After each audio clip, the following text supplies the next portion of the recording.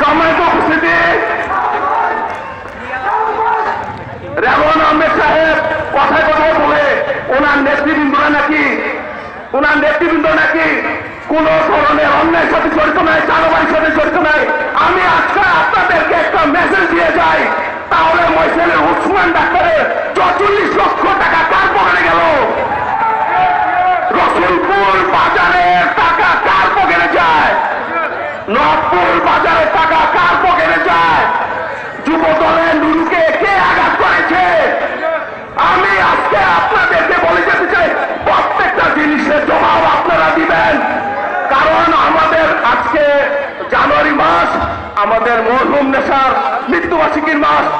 আমাদের মরহুম নেতার নামে বংশাং থানায় কে মামলা দিয়েছে? আমাদের মরহুম নেতার নামে ঢাকাতে 5টি মামলা কে দিয়েছে? আমাদের মরহুম নেতা কি ঢাকাতে গাড়ি ভাঙচুর করতে গিয়েছে? আমাদের মরহুম নেতা কি তিতাসে গাড়ি ভাঙচুর করতে দিয়েছে?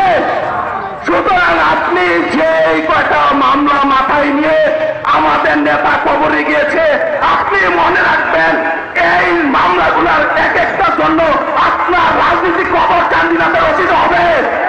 আপনি দেখে যান, আজকে দেখে যান, আপনি এক সময় যাদের কথা চিন্তা করে ভয় পাইতেন, আজকে প্রত্যেকটি শক্তিশালী রাজনীতিবিদ একই মঞ্চে আতিকুল আলম শাওন সাহেবের নেতৃত্বে একই সুতে গাথা।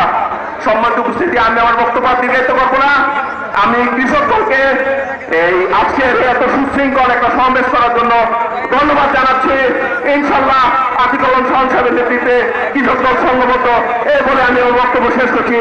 বাংলাদেশ জিন্দাবাদ, বাংলাদেশ জাতীয়তাবাদী দল জিন্দাবাদ।